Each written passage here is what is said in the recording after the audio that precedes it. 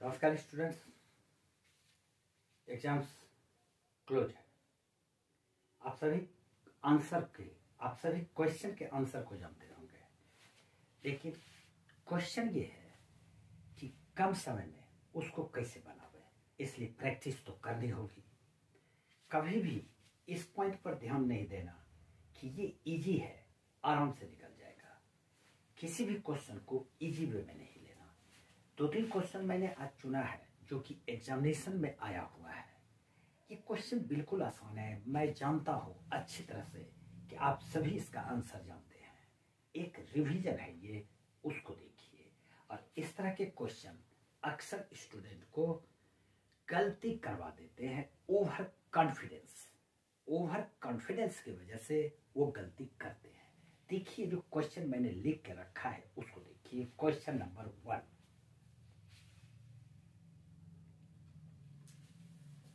Ram wants to see an enlarged image of an object. Ram किसी भी object का enlarged image देखना चाहता है। मतलब कि अगर ये चौक है तो इसका इमेज हमको इससे 2 टाइम्स, 1.5 टाइम्स, 1.2 टाइम्स, 8 टाइम्स चाहिए। इसके बराबर या इससे छोटा नहीं चाहिए। Of an object, which type of mirror should he use? अब देखिए कितना आसान क्वेश्चन है कि किस तरह का मिरर वो यूज करेगा। हमारे पास मिरर है, एक plane mirror,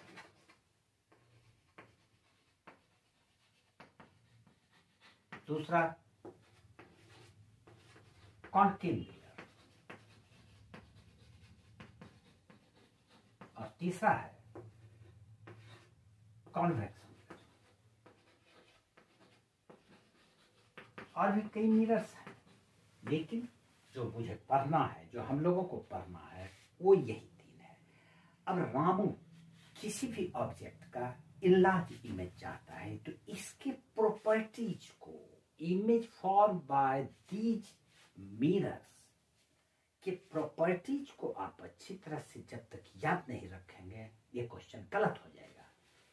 plane mirror question में रियल, वर्चुअल ऐसा नहीं कहा गया है। क्वेश्चन में कहा गया है सिर्फ इनलार्ज। देखिए, प्लेन मिरर में इक्वल साइज आएगा, इसमें इनलार्ज इमेज का कोई ऑप्शन नहीं है, तो ये वाला कट हो गया, ये कैंसिल। कॉन्केव मिरर को 1 मिनट के बाद बात करेंगे। कॉन्वेक्स मिरर में हम लोग ऑब्जेक्ट को कहीं भी रखें, कहीं भी ऑब्जेक्ट को रखिए, तो इससे जो इमेज बनता है वो डिमिनिश्ड होता है,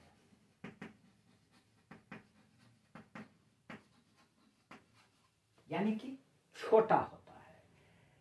ये वाला मिरर इक्वल साइज देगा, ये छोटा देगा। अब बचा क्या? तो जो बचा वो है कॉन्केव मिरर, क्योंकि कॉन्केव मिरर में अगर आप ऑब्जेक्ट को पोल और फोकस के बीच में रखते हैं, नंबर 1 केस, जब ऑब्जेक्ट को पोल और फोकस के बीच में रखेंगे तो इनलार्ज इमेज बनेगा, भले ही वो रियल नहीं हो। दूसरा, जब ऑब्जेक्ट को फोकस और सेंटर ऑफ कर्वेचर के बीच में रखेंगे, पहला है बिटवीन F एंड B और दूसरा है F एंड C। ये 2 पोजीशन ऐसा है जहां पर कि हम इनलार्ज इमेज उसका प्राप्त कर सकते हैं, तो इसका ऑप्शन हो जाएगा कॉन्केव मिरर। क्वेश्चन बहुत ही बढ़िया है, इजी है, परेशानी ओवर कॉन्फिडेंस में नहीं आओगे। दूसरा नंबर क्वेश्चन देखिए। सेकंड क्वेश्चन है, in case of refraction of light through a glass slab, एक ग्लास स्लैब बना लेते हैं और उससे रिफ्रैक्शन करा के देखते हैं, तब आगे क्वेश्चन पढ़ते हैं। एक ग्लास स्लैब ले लेते हैं,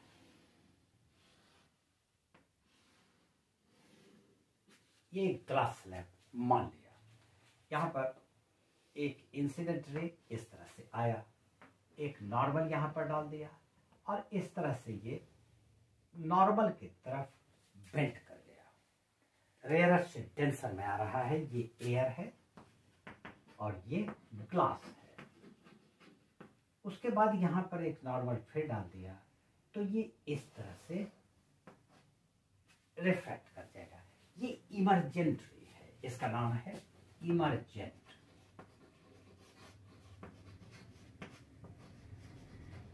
अब क्वेश्चन है, और ये इंसिडेंट रे है।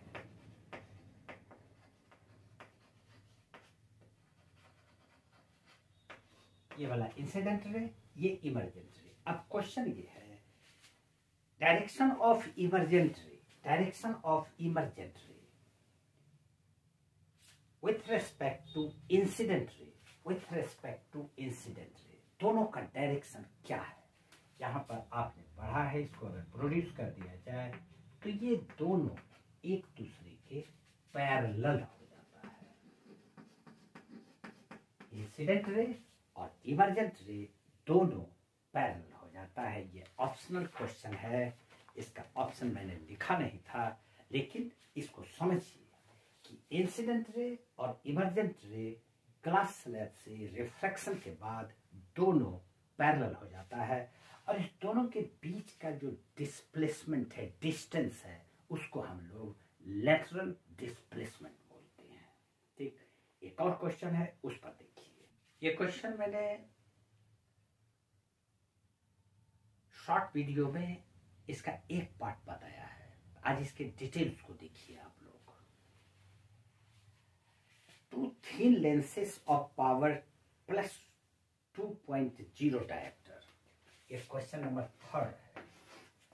एक का पावर दिया हुआ है 2.0 डायरेक्टर, और दूसरा जो लेंस है वो P2, ये प्लस है, और दूसरा जो लेंस है उसका पावर है -1.5 डायरेक्टर। दो लेंस है जिसका पावर P1 और P2 दिया हुआ है, और प्लेस्ड इन कॉन्टैक्ट, ये कॉन्टैक्ट में है। फाइंड द पावर, क्या निकालना है देखिए। सबसे पहले पावर ऑफ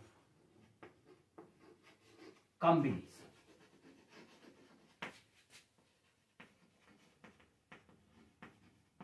एक क्वेश्चन है।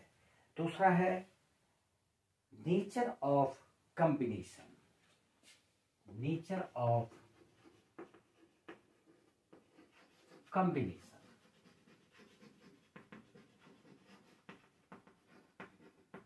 और इसमें एक और क्वेश्चन है focal length of the combination, focal length of the combination.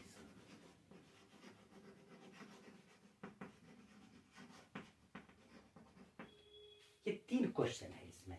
एक शॉर्ट में मैंने इसके एक पार्ट को बतलाया था, वहां पर ज्यादा वक्त नहीं मिलता है, इसलिए मैंने इस क्वेश्चन को बताना बहुत जरूरी समझा। बहुत इंपॉर्टेंट ये क्वेश्चन है, इसको देखिए। सबसे पहले ये दो लेंसेज जो कि कांटेक्ट में रखा गया है, इसका जो पावर दिया हुआ है, इसका पावर ऑफ कॉम्बिनेशन हो जाएगा, power is equal to P1 plus P2 is equal to P1 दिया हुआ है 2.0, ये प्लस में है, और प्लस दूसरा जो पावर है दूसरे लेंस का उसको ऐड कर देंगे, लेकिन ये माइनस में है 1.5, तो ये आ गया 2 माइनस 1.5, तो यहाँ पर ये आ जाता है 0.5 डायरेक्टर। ये एक आंसर आता है जो कि हमारा बतलाता है answer question number 1 power of combination, ये पहला का आंसर होगा। दूसरा नेचर ऑफ कॉम्बिनेशन, यहाँ पर हम देख रहे हैं कि ये प्लस में है, ये जो प्लस में है ये प्लस क्या बतलाता है, प्लस अगर ये प्लस है तो प्लस किसका पावर होता है, तो प्लस पावर होता है कॉन्वेक्स लेंस का, यानी कि जो पावर ऑफ कॉम्बिनेशन है वो प्लस में निकला तो उसका नेचर ऑफ कॉम्बिनेशन हो जाएगा कॉन्वेक्स लेंस जैसा बिहेव करेगा, यानी कि वो कन्वर्जिंग नेचर का होगा। ये हमारा आया आंसर नंबर 2, उसका नेचर कन्वर्जिंग होगा। और थर्ड है फोकल लेंथ, तो ये जो पावर हमको पता चल गया है, हम लिख सकते हैं since power is equal to 1/f, Therefore, F is equal to 1 by P is equal to 1 by P हमको निकला है 0.5, 10 मल्टीप्लाई कर देते हैं, ये कैंसिल कर दिए, ये 2, यानी कि ये 2 मीटर हो गया। हम लोग इसको 200 सेंटीमीटर लिखेंगे। यही इसका आंसर है। तीनों क्वेश्चन को आप अच्छी तरह से प्रिपेयर कीजिए। मैं जानता हूं कि आप इसके आंसर को जानते थे, लेकिन कभी कभी ऐसा होता है कि स्टूडेंट्स ओवर कॉन्फिडेंस में गलती करते हैं। ठीक है, नेक्स्ट रिवीजन हम लोग दूसरे दिन करेंगे। आज इतना सा ही। जय हिंद, जय भारत।